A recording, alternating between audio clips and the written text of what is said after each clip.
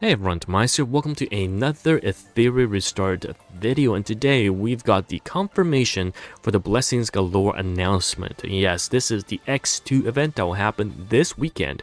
Double rewards from Investigations, Threshold, and GP Outposts, and this I believe is our third one now. So let's head into the game, and a couple of things we always need to remind you is that at this point, personally for me, if you're refreshing stamina, you should not be using it before the X2 event. I would say that, this is 2,700 here, right? So I've been saving for about 2 days now in terms of stamina. As soon as the Thai client showed that, hey, an X2 event might be coming, I've been saving up stamina. And that's what you should be doing too.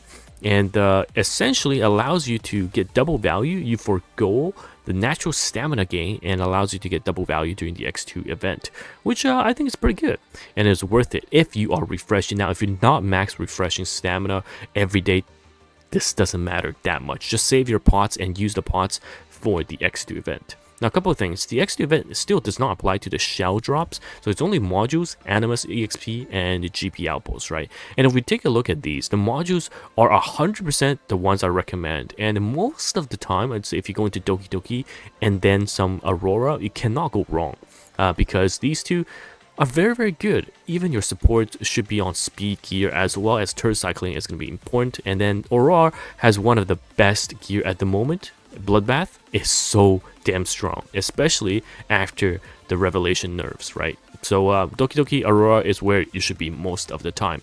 Now, in terms of investigations, I don't really recommend it, but you can't go wrong with farming a few of the investigation stages, because the EXP is always nice to have to get your units max leveled, and the fodder shadow print are a scarce resources as well, especially if you're leveling Ember up. Now, GP Outpost, this is the only time outside of the dailies that you do where you should be farming GP Outposts, and that's of course during the X2 event. I usually do 5 runs every single day to get the achievement for the daily quest, but outside that I don't touch any of the GP Outposts. However, during the X2 runs, 100% do it, because the double drop is so nice, and as we get more characters, you definitely should farm all of these up, because the resources, yeah, they're somewhat limited. So for me, in terms of where I'm going to probably spend my stamina, is I'm going to be looking at about 6,000 to 7,000 stems into Doki Doki, right? And another 3,000 to 4,000 into Aurora, and then another 3-ish across all of the GP outposts to farm, and then some leftover can go into investigation, but full send the rest back into the modules. Okay, and I realized during the last X2 event that you can go over your modules. Look, I'm at 3.7. That's completely fine. I thought that if you go over, you cannot farm, but that is no longer, of course, the case. And also, if you are looking for easy ways to get rid of your subs, just look at anything that has 2 lines. At my current stage of the game, if it has 2 lines, I don't really care anymore, unless, when I'm farming, I find something like this that, oh hey, maybe that's something I want. But yeah, 2 lines I don't need, and just get rid of them all. So yeah, this X2 event looks to be happening at least once every month, I want to say, if not sooner. And it's good because it just tells us not to not use any stamina pots outside of this event, right? So all 70 of these stamina pods are from the previous previous X2 event, and yeah, I have not farmed pretty much any threshold apart, again, from the weekly quest that requires you to do some threshold farming. See, 10 times gives you some points. I only do that outside of X2 for the easy daily missions. But now X2 is here. That's where I'm gonna go all in on the modules, on some of the GP outposts, and a tiny bit of the event thing.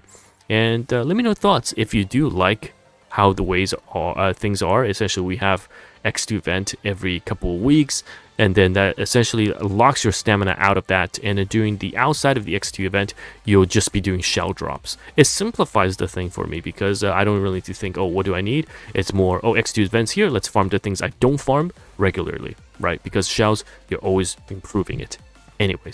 Anyhow, thank you so much once again for watching this video. Remember to start saving your stamina. If you're max refreshing, just yeah, save it till the X2 event drops. You forego the natural stamina regain, but if you're max refreshing, you gain more out of that. But if you're free to play or not max refreshing, don't worry about it. Okay. Anyhow, it's TimaeuSS. Thank you so much once again for watching this video, and be prepared to farm the X2 event. And oh, one thing I do want to say.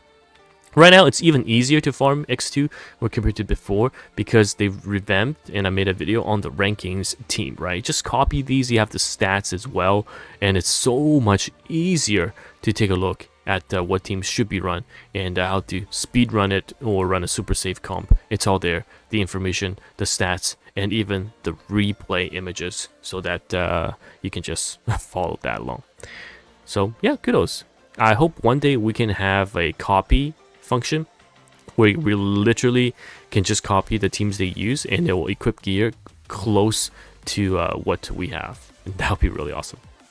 Anyhow, it's TimaeuSS here. Thank you once again for watching this video, and I'll see you guys in the next one.